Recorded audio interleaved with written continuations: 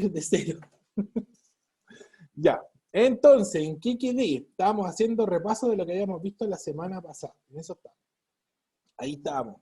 ¿Ven bien ustedes, no es cierto? Sí, profe. Ya. Entonces, habíamos quedado en que la sinapsis, existían dos tipos, la eléctrica y la química, siendo la eléctrica la menos común, ¿ya? Pero es inmodificable. ¿Ya? Siempre la sinapsis eléctrica va a ocurrir en el sistema nervioso central, particularmente en la médula espinal. ¿Ya? A diferencia de la sinapsis química que ocurre en todo el cuerpo, principalmente en el sistema nervioso periférico y en el encéfalo, y son modificables por la acción de los neurotransmisores. O sea, se podría secretar más un neurotransmisor, o podría ser que la persona tenga un desorden en la secreción de los neurotransmisores, que es lo que puede pasar muchas veces con la depresión. ¿Ya? La depresión, de hecho, es un desorden en la secreción y se controla, cuando se medica la depresión, y se controla con drogas, lógicamente, que hacen que los neurotransmisores se ordenen. ¿Ya? Entonces, por eso una persona que está en depresión y está en tratamiento farmacológico no puede llegar y cortarlo, sino que le van dando progresivamente una cantidad un poco superior de la droga que está consumiendo y después se la van bajando, ¿ya? Hasta que llega lógicamente al punto en donde no la necesita. Porque si se la cortan inmediatamente genera el síndrome de dependencia que lo vamos a ver después cuando veamos la acción de la droga. Y ahí, ahí genera prácticamente paranoia. Y la sinapsis química se dividía en dos a su vez, que era la sinapsis excitatoria y la sinapsis inhibitoria, siendo la excitatoria la que activa el organismo y la inhibitoria la que reduce o corta ciertas funciones, como por ejemplo, y lo mencionábamos en la clase pasada, el acto de dormir, ya que ahí se estaba, por así decirlo, regulada por la sinapsis inhibitoria. Y nosotros que tenemos ciclos cardianos, como animales, como mamíferos, nuestra especie tiene el ciclo cardiano. ¿En qué sentido? En que funcionamos con un reloj interno en base al día y la noche. ¿Ya? Entonces, en el día, nuestro sistema pasa a tener gran parte de sinapsis excitatorias, y en la noche, cuando estamos durmiendo, inhibe gran parte de los centros de control que estaban activos en el día. Por eso nos dormimos en la noche, aunque hay algunos que tienen el ciclo cambiado. Y con la ansiedad y estar encerrado y que la cuarentena y todo, pues aumenta todavía o se desordenan un poco los neurotransmisores. Ya, ¿qué vamos a ver hoy día? Vamos a ver los receptores y como ejemplo vamos a tomar el globo ocular, que es el principal receptor por lo menos para nuestra especie. ¿Ya? En otros animales o animales domésticos más comunes como el perro y el gato no son tan dependientes de la visión, no son tan dependientes de la vista. Muchas veces el perro o los gatos son más dependientes del olfato, del perro particularmente, y de la audición, ya que lógicamente la tienen más desarrollada, y la tienen más desarrollada porque la ocupan más, ¿ya? Más que nosotros en este caso. Y vamos a ver los distintos tipos de receptores, que es lo que principalmente vamos a tomar como ejemplo el caso del globo ocular. ¿Ya? Ya, a ver, primero que nada, ¿qué receptores sensoriales tenemos? Tenemos todos, perdón, todos son receptores sensoriales, aquel que esté asociado al órgano o a los órganos de los sentidos. ¿Ya? La audición, la visión, el gusto, el tacto, el olfato son completamente dependientes de un receptor que puede ser específico y que es capaz de generar un estímulo en base a, de percibir un estímulo, es capaz de percibir un estímulo y generar un impulso eléctrico de la nada. ¿Ya? Pues el clásico ejemplo que he manoseado durante todas las clases, el pinchazo en el dedo, ¿ya? El estímulo del pinchazo del medio externo, y los receptores del tacto identifican esa intensidad de presión y conducen un impulso nervioso, y ahí lógicamente se puede activar un actor reflejo, o en su defecto se puede interpretar para seguir pinchándose en caso que el pinchazo no sea necesario, o sea necesario como por ejemplo cuando me están vacunando. Cuando me están vacunando yo tengo que recibir el pinchazo aunque me duela, ¿ya? Y hay a algunos les duele más, a otros les duele menos. Lo mismo pasa con el gusto, lo mismo pasa con el olfato. ¿Ya? Por lo tanto, un receptor, primero que nada, es una célula nerviosa, ¿ya? Es una neurona, para ser más específico todavía, y que se encuentra en todos los tejidos, se encuentran en todos los órganos, por ende, y son capaces de percibir distintos estímulos. Por lo tanto, nosotros tenemos receptores que están en el interior de nuestro organismo, controlando variables como la presión sanguínea, la temperatura, la cantidad de agua, la concentración de una hormona, etcétera. Y tenemos receptores que se encuentran hacia afuera, y esos son los que están asociados, como les dije, a los órganos de los sentidos, ¿ya? El gusto y el olfato, que están muy relacionados, por lo menos en nuestra especie, tienen la tendencia a ser bastante acomodables o ajustables. No sé si ustedes se dan cuenta cuando se colocan o sienten el perfume de una persona, en el momento lo identifican, pero al cabo del tiempo ya posiblemente le es normal, no representa, por así decirlo, una amenaza para el organismo, y como que dejan de sentirlo, ¿ya? O un olor en particular, ¿ya? Pueden colocar un frasco aromático, por ejemplo, una vela aromática, y al principio sienten el olor, pero después de 15, 20 minutos ya no lo sienten, pero sí una persona que entra a esa pieza lo identifica, ¿ya? Y eso se debe esencialmente a que nuestros receptores son acomodables, son ajustables, ¿ya? Y llega un punto en que, como no identifican que es ajeno, perdón, que es impropio, por así decirlo, o que va a generar una alteración en el organismo, el receptor se adecua al estímulo, y al adecuarse al estímulo no genera, como que ya no conduce el impulso con tanta intensidad, lo conduce pero no de tal intensidad, ¿ya?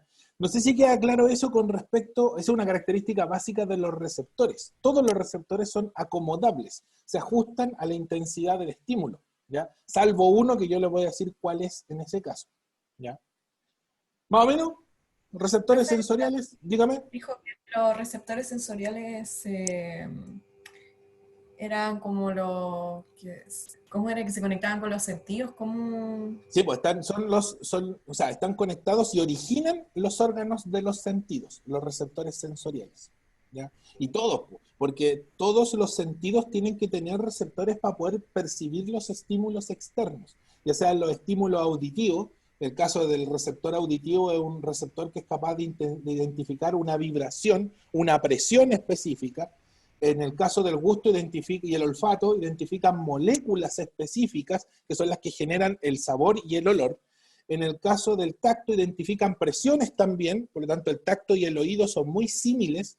Y en el caso de la visión, que también son símiles o son como modificaciones de los receptores del tacto, son más específicos porque son capaces de identificar la presión en base a una longitud de onda, ¿ya? Entonces, por eso se identifican los colores en nuestra especie, por ejemplo, ¿ya? Por ejemplo, hay pájaros y la gran mayoría de las aves son capaces de identificar un espectro electromagnético o los colores o una mayor gama de colores que nosotros, porque tienen mucho más receptores en los ojos que nosotros, ¿ya? Por lo tanto, identifican mucho más, o ven más bonito para que sea más, para que quede ahí un poco más claro, ¿ya? Pero eso depende de la especie, es distinto entre una a otra. Por ejemplo, no sé si ustedes han escuchado el famoso mito de que los perros ven en blanco y negro, ¿ya? Y no es que vean en blanco y negro, y no es que vean a color, todo a color, sino que hay colores que identifican y posiblemente identifiquen muy pocos, ¿ya? Y eso hace o simula que como que ven en blanco y negro, ¿ya? Como que confunden también ciertos colores, porque un depredador en sí no necesita una gama, no necesita ver en colores, necesita identificar movimiento. Y si tienen un gato en la casa, lo van a comprobar fácilmente, porque los gatos, ustedes le mueven una ramita, le mueven un hilito, e inmediatamente lo identifican y lo ven y se ponen a jugar con ello. Pues claro, el instinto de caza del depredador, ¿ya? Más o menos claro los receptores. Esta es la primera parte, porque lógicamente siempre tienen que asociar, como les digo, que los receptores están en los órganos de los sentidos, ¿ya? O están en los órganos también, porque también tenemos, como les digo, receptores en nuestro interior, pero identifican variables diferentes, ¿ya? Un receptor siempre es como un sensor, siempre está asociado a eso, principalmente, ¿ya? Vamos entonces con la siguiente, y estos son los mejores ejemplos de donde están ubicados los receptores: en la piel, el órgano más grande del cuerpo, en la lengua para el gusto, en la cavidad nasal para el olfato, y lógicamente en la audición, en el tímpano, para ser más específico, eh, en el caso, lógicamente, del órgano de la audición, porque es el oído. Ya. ¿Cómo vamos a clasificar los receptores? Hay dos tipos de clasificación. Esta es la primera, la más simple, ¿ya? Hay receptores que se ubican o sea, se clasifican, perdón, por su posición en el organismo, por su ubicación, y la otra clasificación se realiza por la función. A mí me gusta más clasificarlos por función, pero no quise excluir esta parte, ¿ya? Cuando se clasifican por localización, ustedes van a tener tres tipos, ¿ya? Los que se encuentran en el interior del organismo, los que se encuentran entre medio, entre tejidos, ¿ya? Y los que se encuentran en el sector externo, ¿ya? Principalmente la piel o los ojos, ¿ya?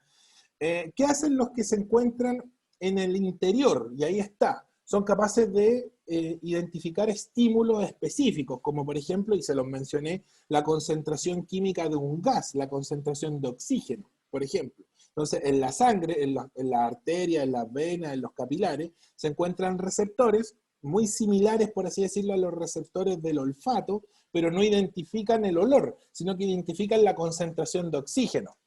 Y esa concentración de oxígeno se la informan al encéfalo, y el encéfalo es el que interpreta si estamos bien o hay que aumentar la ventilación pulmonar, por ejemplo, para recuperar el nivel de oxígeno, para tratar de compensarlo, ¿ya? Lo mismo con el CO2, si hay mucho CO2 se identifica, y eso se le informa al encéfalo, y el encéfalo toma las medidas respectivas, ¿ya? Lo mismo con el pH, o la cantidad de agua, que también es bastante importante, porque tenemos que tener un nivel de hidratación determinado, ¿ya?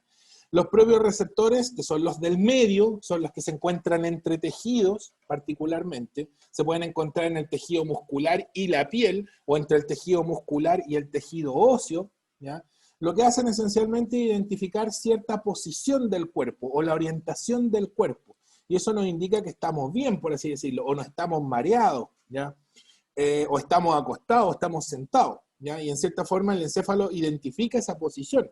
No sé si les ha pasado que se paran muy rápido y se marean, ¿ya? Y no es que estén mal, o no porque se estén enfermando, sino porque los propios receptores no les dimos, claro, a los propios receptores no les dimos la posibilidad de acomodarse a un ritmo adecuado, y estuvimos mucho rato acostados, por ejemplo. Si hacen la prueba y en la mañana temprano, cuando se van a levantar, se levantan muy rápido, posiblemente se mareen un poco, precisamente porque los propios receptores están literalmente despertando, ¿ya? Entonces estuvieron mucho tiempo marcando una misma posición, ¿ya? Y lógicamente el cambio les genera esa pequeña incomodidad, ¿ya? Y los exterorreceptores son los receptores que se encuentran en el sector externo, y principalmente son ellos los que están asociados a los órganos de los sentidos, ¿ya? Ahí lógicamente identifican tanto ruido, roce, presión, etc. Olor, gusto y colores, para el caso del globo ocular, que el globo ocular también es un exterorreceptor porque se encuentra en el sector externo o perdón, apuntando, por así decirlo, hacia afuera, ¿ya? Hasta ahí. ¿Alguna pregunta? Profe, Cuénteme. es por eso que cuando una persona se le revienta el tímpano, por ejemplo, tiene problemas con el equilibrio. Muy bien, así tal cual. Claro, va a tener, y para el resto del día, o sea, de su vida, posiblemente tenga problemas de equilibrio, precisamente porque el tímpano, que debería estar marcándole, por así decirlo, como la posición, el tímpano tiene como una bolsita, como un saquito.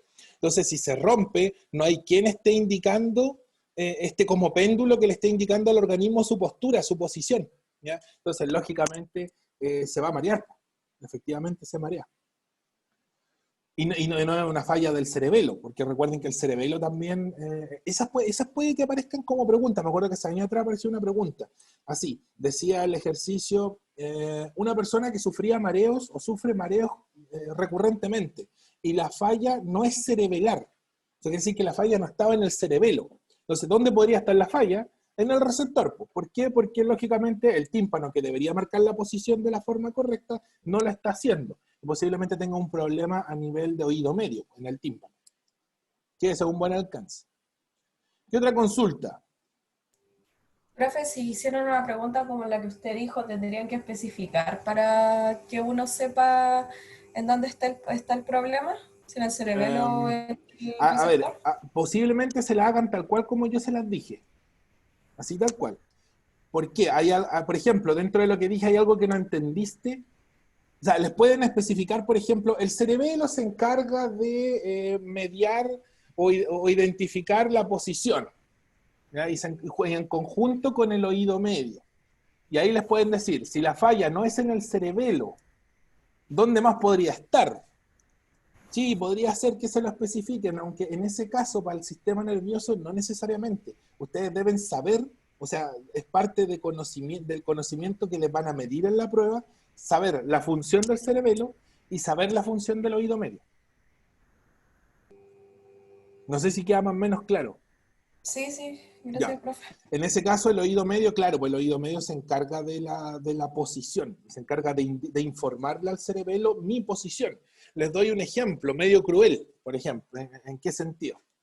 No sé si ustedes cuando toman un gato y lo dejan, no lo van a dejar caer 1 metro, pues pobre gatito, si lo dejan caer a una distancia relativamente, pero estando el gato lógicamente boca arriba, lo dejan caer, el gato va a caer de pie, pues, que es la legendaria habilidad de los gatos que siempre caen de pie. Si ustedes lo hacen, posiblemente el gato cuando recupere su posición, después de amortiguar del golpe, va a agitar la cabeza. ¿Y por qué agita la cabeza? Porque de esa forma él ajusta el tímpano para que vuelva a su posición normal. ¿Por qué? Porque como lo tenían dado vuelta al gato, lo tenían boca arriba y esa no es su posición normal, su tímpano estaba afectado y a él no le incomodaba. De hecho, la peor forma de tomar a un gato es tomarlo como guagua. Porque si lo toman como guagua mirándolo hacia ustedes, el gato está en una posición antinatural y su tímpano está vuelto loco informándole al cerebelo, oye, esta no es mi posición, date vuelta, date vuelta, date vuelta. Y por eso el gato se quiere escapar de mis brazos posiblemente, porque no le es cómodo, no le es cómodo esa posición. Entonces, si ustedes lo dejan caer y el gato se gira, que lo va a hacer lógicamente, porque el tímpano se lo va a informar al cerebelo, y como tienen casi el doble de los huesos que tenemos nosotros, se va a dar vuelta súper rápido, amortigua el golpe, se levanta y va a agitar la cabeza. Al agitar la cabeza, vuelve el tímpano a su posición normal, y posiblemente el gato salga corriendo. Y eso se debe esencialmente a la velocidad que tienen para conducir la información entre el tímpano y el cerebelo. Y esa es una habilidad de ellos. Ahora nosotros, el perro o nosotros, si lo hacemos, nos vamos a caer de espalda, pues no nos vamos a alcanzar a dar vuelta porque el tímpano no alcanza a informar la posición de forma correcta y el cerebelo no alcanza a informarle a los músculos para que vuelvan a tomar la posición normal. ¿Ya? Ese es el inconveniente. No es que no podamos hacerlo, sino que lo vamos a hacer, pero en un proceso un poco más lento. Ya, esos son entonces los receptores y los clasifico por su localización. Los puedo clasificar en los que se encuentran adentro, en los que se encuentran entre tejidos y los que se encuentran fuera, ¿ya?, del organismo o apuntando hacia afuera del organismo. ¿Ya? Ya, y esta es la que a mí me gusta, la clasificación por estímulo. ¿Ya? Cuando yo clasifico a un receptor, o a una neurona receptora, porque recuerden que los receptores son neuronas, cuando yo clasifico los receptores por estímulo o por su función, tengo distintos tipos de receptores. Y esencialmente el nombre me indica su función. ¿Ya? Por ejemplo, el mecanorreceptor, el nombre me lo indica. ¿Qué percibe? Percibe estímulos mecánicos, como por ejemplo el tacto, la atracción o el roce. ¿Ya? Por ejemplo, cuando ustedes se visten en la mañana, ¿ya? Se duchan, se visten, se colocan la ropa y si por ejemplo la ropa tiene una pequeña costura, por un pequeño instante van a sentir ese roce, pero no van a sentir el roce de la ropa durante todo el día. ¿Ya? Y es porque el receptor se va adecuando al estímulo y dice, pucha, ya esto no va a generar un daño al organismo, entonces no es necesario estar conduciendo la información y despolarizar, repolarizar e hiperpolarizar un montón de neuronas cuando tengo otros estímulos que me están atacando, que me están afectando. ¿Ya? Por lo tanto, lo vuelvo a repetir ahí, los receptores se adecúan, se adaptan al estímulo, a la intensidad del estímulo, y como que en cierta forma ya después no lo conducen. Ya, pues, entonces, los mecanorreceptores identifican presión, identifican tacto. De hecho, nuestros receptores del tacto y que identifican los pinchazos, etcétera, son mecanorreceptores. ¿Ya? Los termorreceptores, el nombre lo indica, identifican temperatura. Lo pueden tener dentro del organismo, y el organismo sus termorreceptores están continuamente informando la temperatura del organismo hacia el hipotálamo, y el hipotálamo es el que la va a regular en caso que tenga una alza o una baja de temperatura.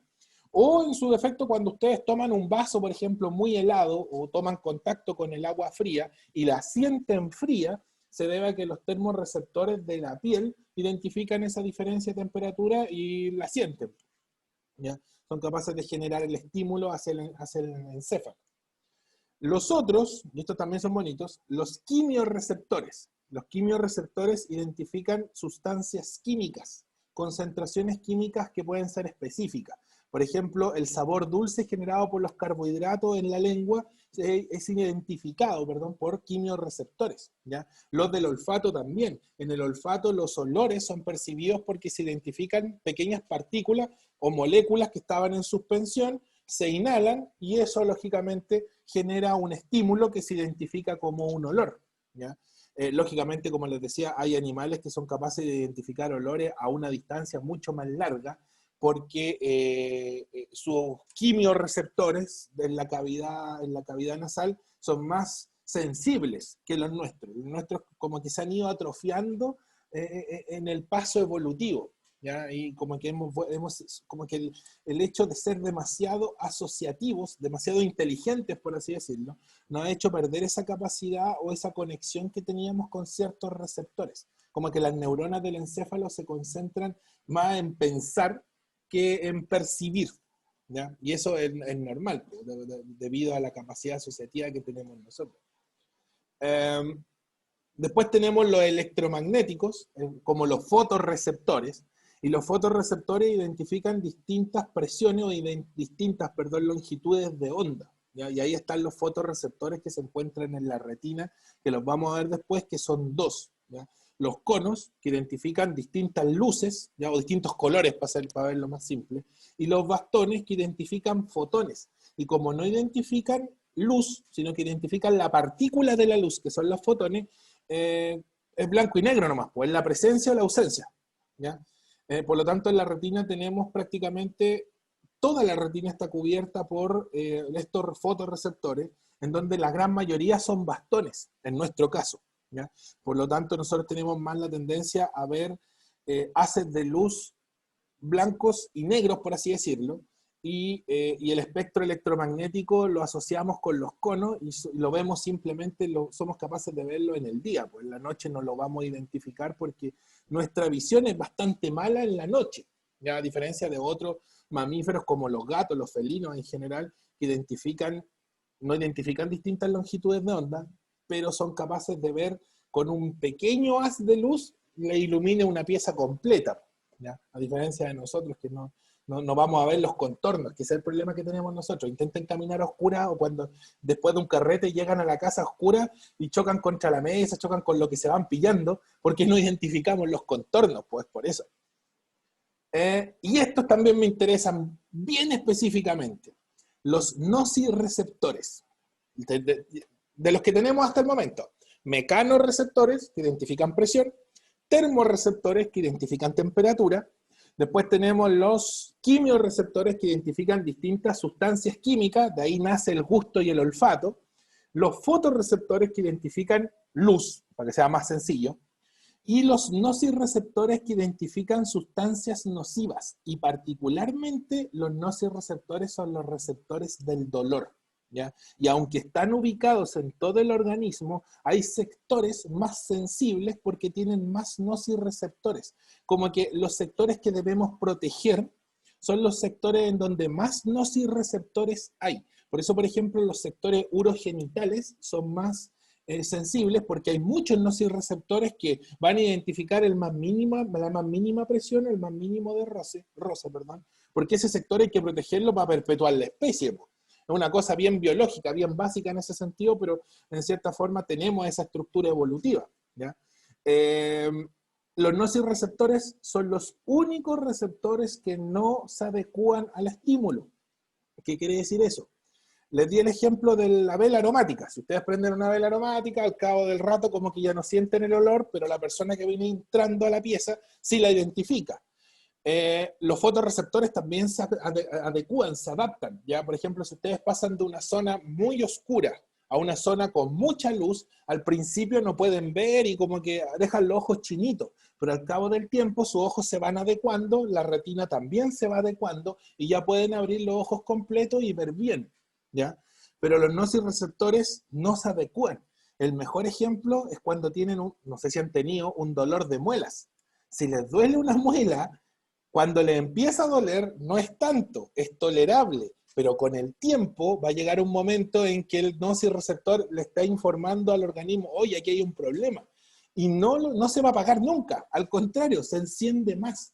Por lo tanto, es el único receptor que no se va a adecuar, que no se va a adaptar. El receptor del dolor, al contrario, por algo no debe adecuarse, no debe adaptarse, porque está informando una anomalía en el organismo. Y como es una anomalía, la persona, o el consciente en este caso, debe hacerse cargo del dolor, ¿ya?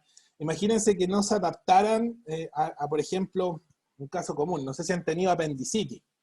La apendicitis es un dolor que es bastante invalidante. Al principio es lo mismo que el dolor de muela, al principio no duele mucho, pero después con el paso del tiempo y el aumento, lógicamente, de la inflamación del apéndice, producto posiblemente de una infección, los nociceptores de ese sector están vueltos locos informando el dolor, y la pata derecha, la pierna derecha, como que se les queda un poco atrás, porque claro, pues si no se puede mover producto del dolor, ¿ya? Están todos los receptores en cierta forma conduciendo la información del dolor, ¿ya?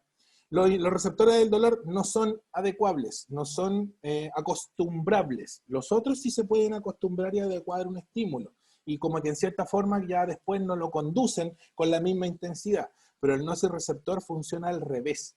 Por lo tanto, si identifica algo, una anomalía, un dolor, lo va a amplificar, va a hacer que a la persona le duela aún más, ¿ya? Ahí también cae el buen ejemplo de la fábula de Esopo, ¿cómo se llama? Del león que se pinchó con una astilla en la mano y que con el tiempo le iba doliendo cada vez más, ¿ya?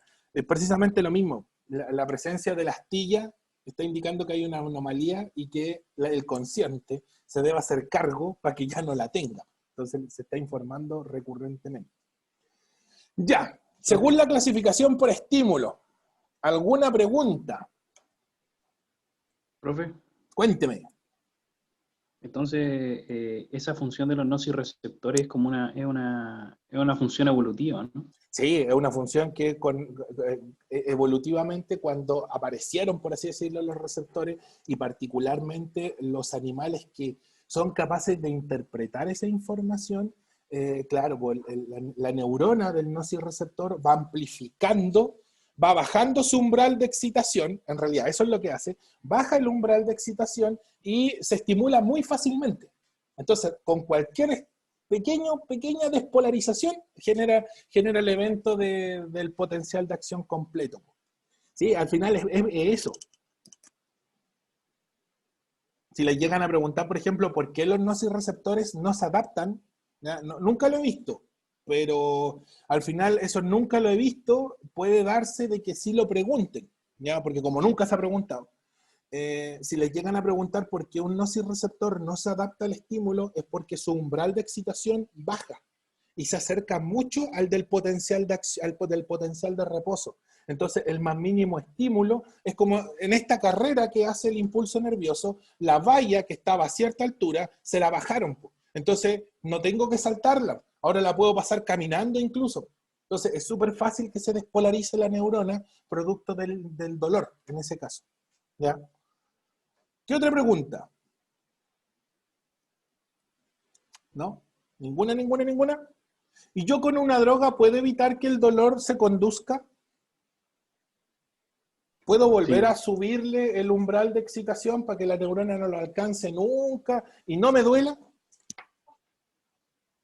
Yo creo que sí. ¿Sí? ¿Cómo qué droga podría hacer eso, por ejemplo? ¿O qué medicamento podría hacer eso? La morfina. Muy bien, esa me gustó. No porque yo consuma morfina, sino que de hecho nunca he consumido morfina. Efectivamente, la morfina lo que hace es, al contrario de bajar el estímulo, lo vuelve o lo coloca más arriba, el umbral. Entonces la valla se vuelve inalcanzable y como no la puedo saltar, no puedo conducir el impulso nervioso. Entonces, la morfina lo que hace es evitar que los nociceptores conduzcan el estímulo y a la persona no le duela. Por ejemplo, a los que han tenido fracturas expuestas o fracturas muy graves, ¿ya? Por ejemplo, yo la otra vez tuve un amigo que jugando a la pelota prácticamente se sacó el pie, le inyectaron morfina y decía que el dolor horrible que sentía, con el cual tuvieron que levantarlo porque no fue capaz de levantarse por sí solo, sentía que estaba como en otro mundo, que él podía pisar con la pierna colgando, con el pie colgando, sin ningún inconveniente. Y esa es la acción de la morfina, pues le quitó por completo el dolor.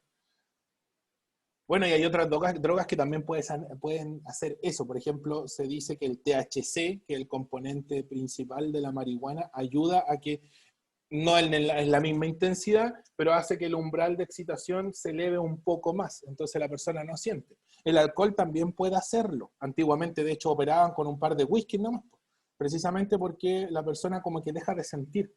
Pero el efecto es cuánto dura el efecto. La morfina tiene un efecto muy duradero y todos los opiáceos en general, ¿ya? Pero el caso del alcohol es que como se degrada tan rápido, la persona consume alcohol y posiblemente al cabo del rato va a empezar a sentir dolor de nuevo. Entonces tendría que tenerlo curado prácticamente por día. Y su hígado se vería severamente afectado. Y como les digo, antiguamente se operaba así, con alcohol. O inhalando, ¿qué era lo que inhalaban? Esta cuestión, no es amonio, no, amonio se van a morir. El cloroformo. Con el cloroformo también operaban, pues, para que la persona se duerma. Pero... o sea, no sentía porque estaba dormido. ¿Alguna otra consulta? Cuéntame, Ignacio. Pero para subir el umbral, la célula tiene que hiperpolarizarse, ¿no? En algunos casos sí, ahí depende de la droga. Ya, perfecto. También hay drogas que generan o hacen que la célula se hiperpolarice más de la cuenta. Que las neuronas, en este caso, o el nociceptor se hiperpolarice más de la cuenta. Sí, ahí depende de la droga. Por eso les digo que cuando veamos droga vamos a ver gran parte de los efectos. Y en grandes rasgos lo que hacen, como les dije, es subir y bajar el umbral. Pero podría ser que el potencial de reposo disminuya más de la cuenta y las neuronas se hiperpolaricen. Sí, también puede pasar. También puede pasar. Ya, vámonos entonces con los... Bueno, ahí vimos entonces 5 receptores. Justo para 5 alternativas por si acaso. Justo. Mecanorreceptores identifican presión. El tacto principalmente se basa, el roce de la ropa, etc. Teníamos los mecanorreceptores, los termorreceptores que identifican temperatura o intensidad de calor, ¿ya? Que se pueden encontrar tanto adentro como afuera del organismo. Los quimiorreceptores que identifican sustancias químicas, ¿ya? Principalmente ahí tenemos el gusto y el olfato como ejemplo, pero en el interior del organismo también tengo quimiorreceptores que identifican oxígeno, concentración de hidrógeno, CO2, etc. Tenemos los receptores electromagnéticos, que son los fotorreceptores, y los nociceptores que identifican entonces el dolor y que son los únicos que no son adaptables o que no son adecuables. Al contrario, van aumentando progresivamente su potencial de acción. Y siempre lo van, o sea, no aumentan el potencial de acción, sino que siempre es continuo. ¿Ya? Ya, vamos entonces al ojo. ¿Alcanzamos a ver? ¿Crees? Sí, no se alcanzamos, porque como partimos más tarde, vamos a ver por lo menos la estructura anatómica primordial del ojo. ¿Ya? A ver, anatómicamente es bien difícil que les pregunten algo. Antiguamente se preguntaba mucho de la anatomía ocular. ¿Ya? Ahora lo que les preguntan más que nada es cómo funciona el ojo, más que preguntarles dónde está el humor vítreo, dónde está la fobia. ¿Ya? No, posiblemente eso ni se lo pregunten. Lo que sí les van a preguntar es cómo funciona. Y yo tengo que tener claras ciertas cosas. ¿Ya? El ojo funciona como un telón, ¿ya? Como el telón del cine, por ejemplo, o el telón de las antiguas salas de clase donde se proyectaba, ¿ya? Así funciona el ojo.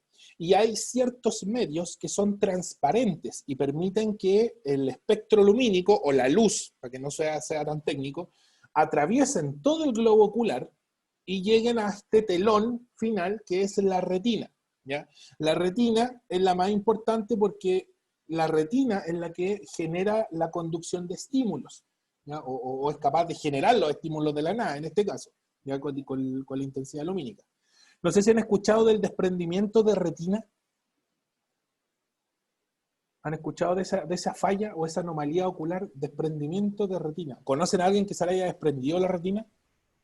No. No, pero sí lo he escuchado. ¿Sí lo han escuchado? Ya, una persona, por ejemplo, que sufre un desprendimiento de retina, de la nada, de repente empieza a ver pequeños puntitos blancos, como que no ve nada en cierta parte de su campo visual, ¿ya? Y llega un punto en que ese puntito blanco progresivamente empieza a aumentar, a generar una mancha más grande. Y ahí es posiblemente cuando la persona se empieza a preocupar. Un desprendimiento de retina, a ver cómo se los simulo. Bueno, no sé si, de hecho voy a cortarla para que me vean a mí. Quiero tomar yo control de la iglesia. Miren, piensen que este pañito con el que yo limpio mi lente, que no estoy ocupando ahora, este pañito es la retina. Y esta es la capa más externa del ojo, mi mano. La retina está pegada a la capa intermedia del ojo, de esa forma. Un desprendimiento de retina es que la retina se caiga. Entonces, la luz le pega a la capa intermedia del ojo y, lógicamente, la retina que tiene los receptores no lo identifica, porque los receptores se cayeron, pues les pasó esto. Entonces, el globo ocular no ve, y el ojo en ese caso no ve, ¿ya? ¿Qué es lo que hay que hacer? Porque el desprendimiento de retina tiene arreglo, pero tiene un arreglo ojalá en menos de 3-4 días, cuando la persona empieza recién a ver estas manchitas, ¿ya? De hecho, es la idea. No sé si ustedes han tenido un corte en la mano, por ejemplo, en el cual se les cayó un pedacito de tejido, un pedacito de piel, y ustedes mismos lo pegaron. Llegaron y le pusieron un parche. Al día siguiente se sacan el parche, el pedacito de piel se pegó al tiro. Y posiblemente hasta puedan mover el dedo, ¿ya? Cuando eran chicos, posiblemente en más de alguna oportunidad con alguna herida les pasó, ¿ya? El desprendimiento de retina es lo mismo. Es un pedazo de tejido, la retina, que como se desprendió, si yo soy capaz de operarlo rápido y volver a pegarlo contra la coroides, que es la segunda capa del globo ocular, que es la que entrega la irrigación sanguínea, la retina no pierde oxígeno. Y como no pierde oxígeno, no se muere. Si el desprendimiento de retina ocurre, se desprendió la retina, se cayó la retina, y no la vuelvo a adherir de nuevo a la capa de atrás del ojo, la persona va a dejar de ver y posiblemente quede ciega en ese ojo, ¿ya? Producto de que la retina perdió oxígeno, y si el tejido perdió oxígeno, se va a morir. Por lo tanto, si por algún ejemplo, normalmente los desprendimientos de retina ocurren por golpes muy fuertes o por pérdida de presión intraocular. Yo después les voy a decir más o menos qué es. Por ejemplo, hay típicas personas que los cabros chicos están jugando, de repente les cae un pelotazo, se levantan y como que ven mal y están toda la mañana en el colegio viendo un punto blanco, ya, ese lo más seguro es que sea un desprendimiento de retina. Y tienen que llevarlo al doctor inmediatamente, al oftalmólogo, para que lo pueda ver con una lupa enorme que tienen, y va a decir, no, aquí la retina hay que entrar a operar. Y literalmente tienen que entrar a operar. Y como que generan presión para que la retina se vuelva a adherir de nuevo a la coroide y recupere oxígeno y no se muera. Porque si el tejido, como les digo, no lo adhieren rápidamente, se puede morir y se puede perder. ¿Ya? No sé si queda más o menos claro la importancia de tener la retina adherida al ojo. Por si llegan a saber de alguien, por ejemplo, que como que presume que es un desprendimiento de retina, esa cuestión no se puede dejar esperar. Tienen que hacerlo, pero inmediatamente. ¿Ya? Vamos entonces a la diapositiva. Ahí está entonces el ojo. Aquí, ¿qué tienen que reconocer fácilmente? Aquí hay un montón de estructuras, no tienen que sabérselas todas. De hecho, les voy a encerrar como las más importantes o las que más han preguntado en la prueba. Yo les coloqué una figura donde salían todas. De hecho, en la próxima aparecen todas también. Pero aquí, ¿qué es lo que normalmente les van a preguntar? La pupila y cómo se contrae. La córnea antes de la pupila, ¿ya? La cámara anterior que contiene el humor acuoso. El iris, que son, si se dan cuenta, en la figura de ese ojo, ahí vieron las 4 de un viaje. La córnea, la pupila, el humor acuoso, la cámara anterior, y el iris, ¿ya? Después tengo el cristalino, que es el lente bien grande que se ve ahí, que es prácticamente el que hace funcionar al ojo. El humor vítreo, que es como esta cuestión va a sonar súper fea, yo sé que es un ejemplo muy, pero muy malo, pero, o sea, no es malo, es muy bueno, es muy cruel. Yo creo que todos vimos que con el estallido social, lamentablemente, las fuerzas de orden se les pasaron la mano y reventaron no sé cuántos ojos por ahí, pues creo que son como 400, ¿ya? Personas que perdieron ojo. El ojo, como les decía, tiene unas estructuras que generan presión en el interior. Si yo la perforo, el ojo, como tiene tanta presión adentro, tanta presión, se abre, se revienta. Entonces, si recibe un balín, por ejemplo, o un disparo, lo más seguro que el globo ocular trata de compensarse y al no poder mantener su estructura, como les digo, se abre. Se abre como, ¿cómo podría ser? Como que ustedes tomen una naranja y la tiren contra el piso, así. Ahora, no explota porque está en la cuenca ocular, ¿ya?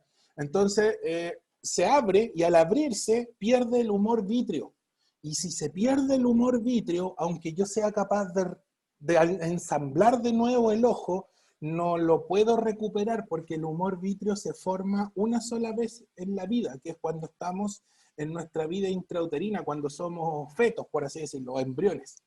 Entonces el ojo se pierde y por eso es que una persona que sufre una pérdida ocular no lo puede regenerar de nuevo, ¿ya? Y es técnicamente lo que le pasó a todas estas personas que perdieron sus ojos producto de las manifestaciones y las pasadas de manos que tuvieron las fuerzas de orden, ¿ya?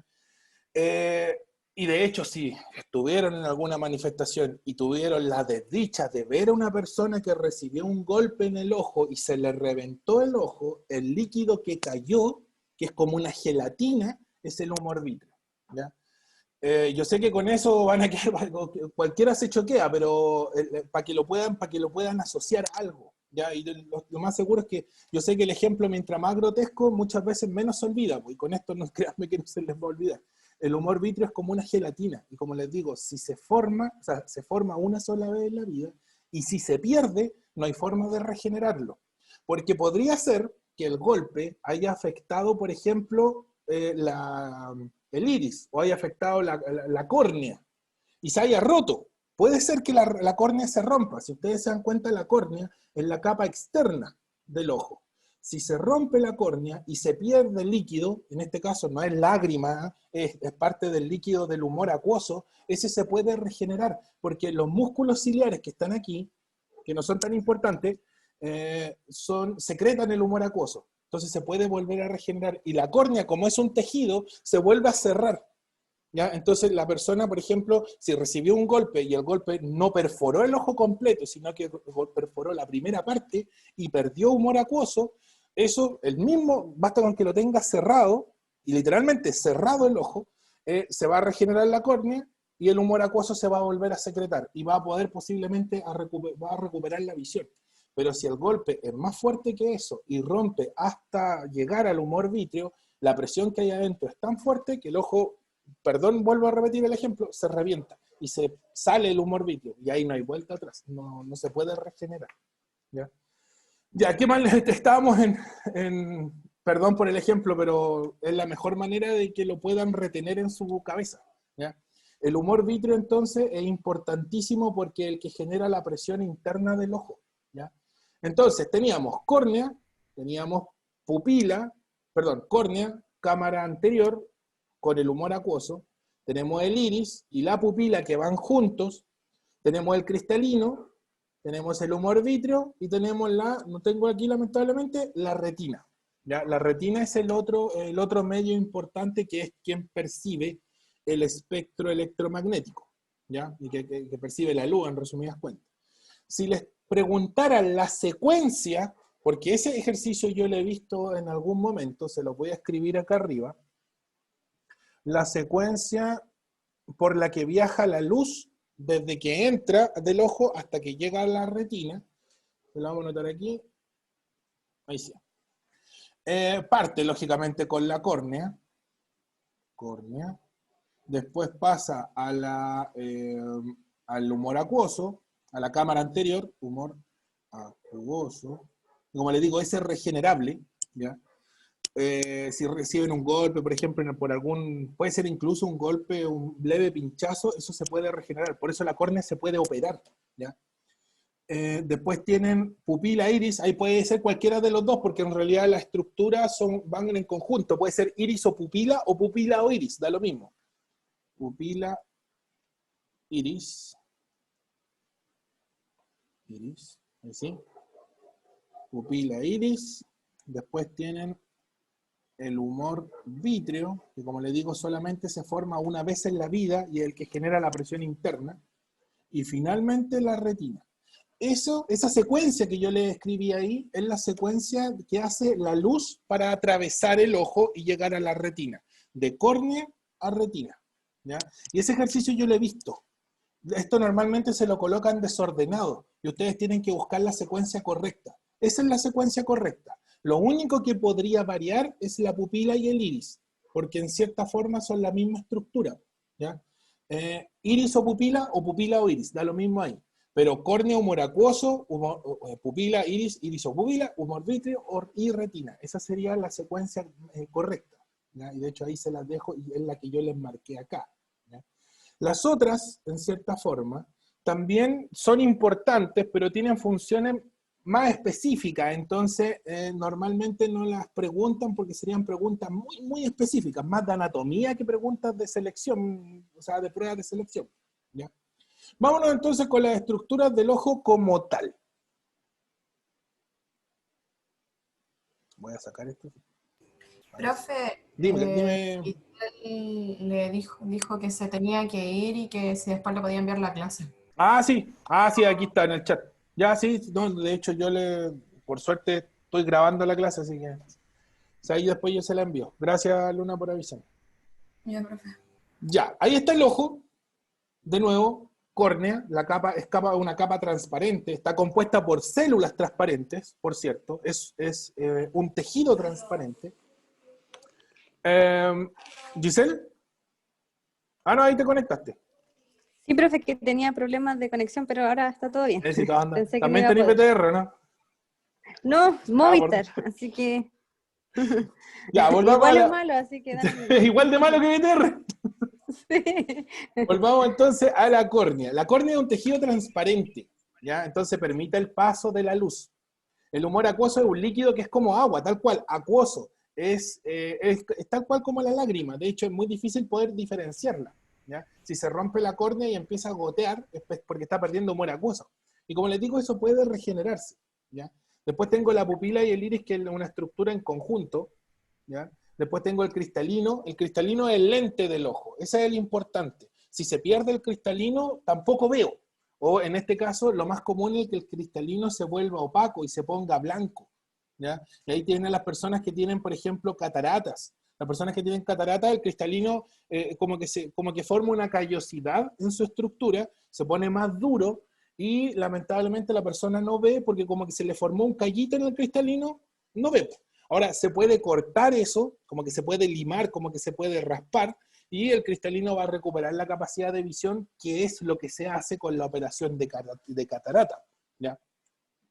Ahí está el humor vítreo, que es, como les digo, el que genera la presión y el que mantiene el ojo. Si eso se perfora, como les dije, va a explotar y se va a perder el humor vítreo, ¿ya?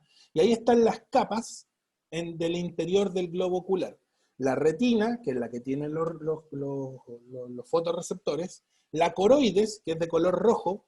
¿Se acuerdan las cámaras antiguas cuando sacaban fotos y hacían que las personas los ojos se les vieran rojos? ¿O la pupila se les veía roja?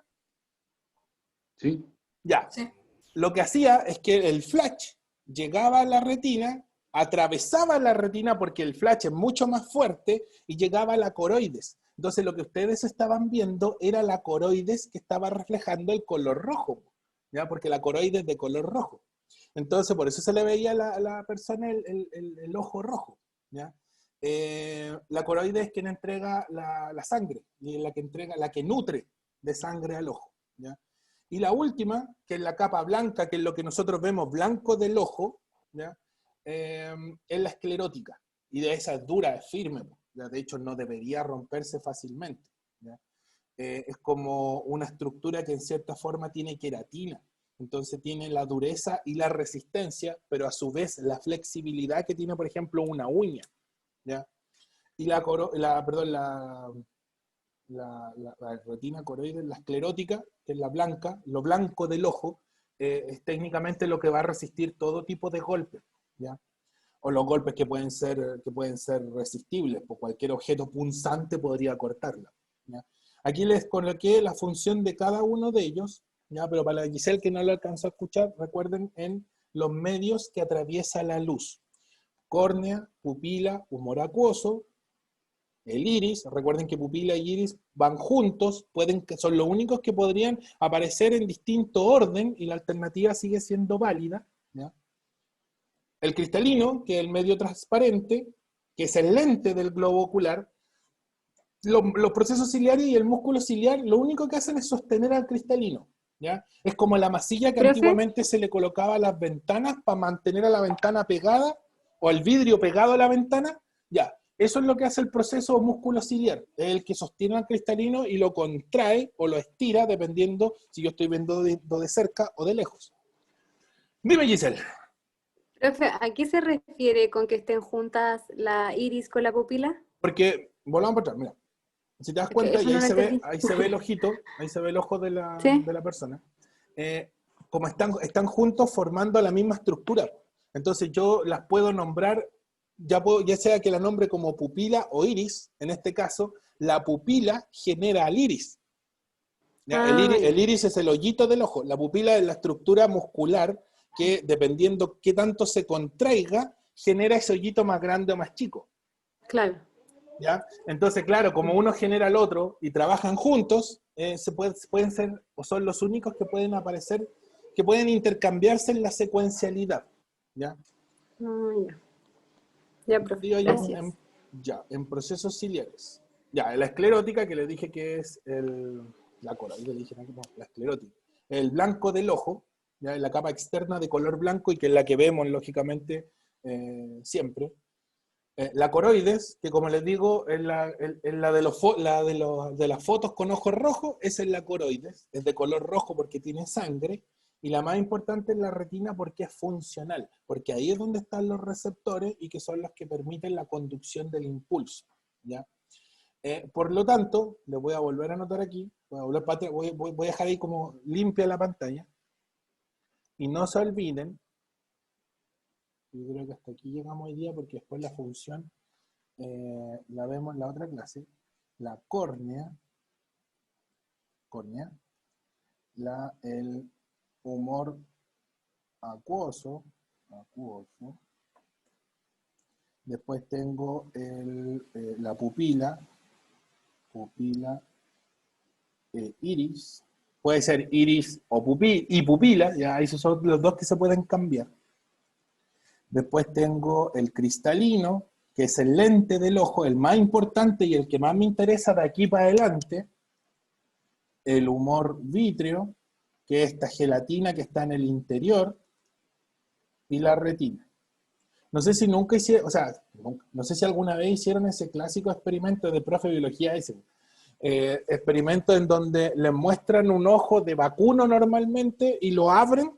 Ya, si llegaron a hacer ese experimento, si lo hicieron, cuando se abre el ojo del vacuno, que es muy similar al nuestro en estructura, no en función, la gelatina, es como un chicle, pero transparente, ese es el humor vítreo. ¿Ya?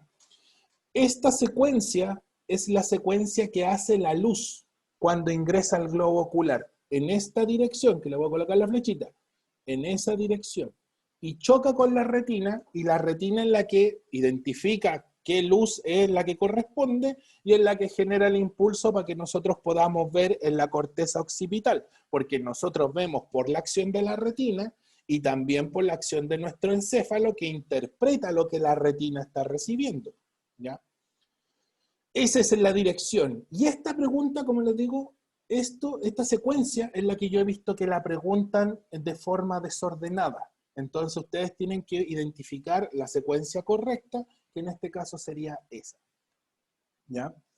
¿Alguna pregunta con las estructuras del ojo? Pregunten nomás. Profe, Dígame. ¿cómo afecta la presión sanguínea al ojo? Muy bien. Imagínate, ya, toma la coroides, que es la capa roja. Si tú aumentas la presión de ese sector, en esta como pelota que es el ojo, aumentas la presión también hacia el interior. Entonces, el exceso de presión como que roza al cristalino.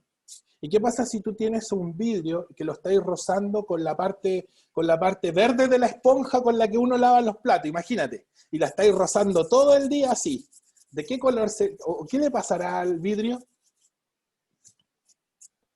Como que se astilla. Ya, se astilla, se raya, ¿no es cierto? Y ya no va a quedar transparente, pues, va a quedar medio blanco. Ya, la presión sanguínea hace eso mismo con el cristalino. Entonces, si yo tengo un exceso de presión en todo mi organismo, por ende en el ojo también, la presión sanguínea va a raspar continuamente el cristalino, y el cristalino, para defenderse de esa presión, va a formar una callosidad, un callo. Ya, como cuando, por ejemplo, uno tiene una callosidad en el pie producto del roce que generó el zapato, ya, lo mismo le pasa al cristalino. Y si hay una callosidad dentro del ojo, no voy a ver. Y, lógicamente, eso es lo que se conoce normalmente como cataratas, ¿ya? Porque es una estructura que cae, por así decirlo, un montón de rayitas como que van cayendo del cristalino producto del exceso de presión. Y eso se puede cortar, ¿ya? Y se puede como lijar el cristalino, se pule, por así decirlo. Es como tal cual, pues ustedes cortan la callosidad y no está. Si nunca más ocupan ese zapato, no les va a volver a salir. Pero si yo no sigo usando el zapato y sigo teniendo el problema, me va a volver a crecer. Si yo sigo teniendo el problema de presión y no lo controlo, mi cristalino va a sufrir el mismo problema y voy a volver a perder visión. Para que lo consideren. O sea que las cataratas se producen por una presión sanguínea, o sea, por altas Sí, por un presiones sanguíneas. exceso de presión. Por ejemplo, una persona con diabetes, que de por sí la diabetes, un exceso de azúcar, va a aumentar la presión en la sangre porque tengo un soluto que no debería tener en mayor cantidad en la sangre. Eso hace que la presión aumente y posiblemente la persona con diabetes pueda tener una falla en el cristalino, y si no la trata, puede quedar ciega.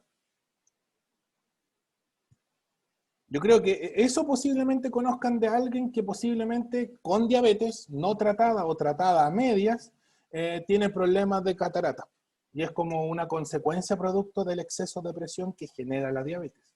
Entonces, si esa persona no se trata la diabetes, pero se opera a las cataratas, le va a volver a salir catarata al cabo del tiempo. No al tiro. En unos 5 o 6 años más va a tener que volver a ir a operarse de nuevo. Que de hecho la gente tiende a operarse, como Claro, se opera, pero no trata el problema de presión, po. de la causa. Sí, pues, no, claro, justamente, aminora el síntoma, que en este caso sería la ceguera producto de la catarata, pero la causa raíz sigue ahí, pues. Entonces, si no la trata de forma correcta, va a volver a quedar, o sea, no va a quedar ciego totalmente, pero es como que ustedes se coloquen un pedazo de tela aquí, pues no van a ver nada. Porque tiene que ser transparente. Toda esa secuencia que les di yo ahí, que les anoté ahí abajito donde dice anatomía, tiene que ser transparente y completamente transparente para que la luz entre sin generar un problema. ¿Ya? Más o menos. ¿Queda claras las estructuras del ojo y los receptores que vimos hoy día? Sí, Sí, profe. ¿Sí? Sí, Luna, sí, Vicente, sí. Ya, ¿qué vamos a ver la próxima clase? Para no dilatarnos tanto. La próxima clase vamos a ver, vamos a volver a repasar todo esto. Vamos a ver cómo funciona, porque aquí hay una acción del sistema nervioso para contraer la pupila y para dilatarla, ¿ya? Y estas las preguntan mucho, como miosis y midriasis. Ustedes tienen que saber que la miosis es contraída y la midriasis es la pupila dilatada, ¿ya? Hay otros animales que tienen distintas estructuras musculares dentro del iris y de la pupila. Entonces, el gato, por ejemplo, tiene una rayita, no tiene este tipo no se le forma este tipo de pupila circular, ¿ya? Y vamos a ver, bueno, cómo se forma la imagen, porque en realidad el cristalino invierte la imagen en la retina, los tipos de conos y bastones, esta vía visual que es un clásico, y los defectos, la miopía, la hipermetropía, el astigmatismo y la presbicia, que son las que normalmente entran en la presión. Y ahí termina la clase. Así que eso lo vamos a ver en la próxima clase, ¿ya? Ya, chiquillos, disculpen las caídas del internet. Vamos, ojalá, espero que para la próxima semana esté funcionando bien. y volvamos a... O sea, y no se me caiga a mitad de clase. ¿Ya? Ya, chiquillos, cuídense. Nos vemos el otro jueves. Échenle un vistazo a la página, les puse, sí, a la página que les dejé en el grupo, que hablaba de los astrocitos, o sea, de los astrocitos, y de que pueden diferenciarse en neuronas, porque podría ser que algo así le entre también en biología, po, en el módulo o en la pregunta de HPC, que son esas preguntas largas. Estaba bueno el artículo, bro. Sí, sí, de hecho estaba bastante bueno, y cuando lo leí, de hecho me lo mandó el Jimmy, el otro profe de biología, yo me acordé de ustedes, pues, y se lo envié. Ya, chiquillos, nos vemos la próxima semana, entonces, cuídense. Y que esté bien. Chaito, nos Gracias. vemos. Chao. Chau.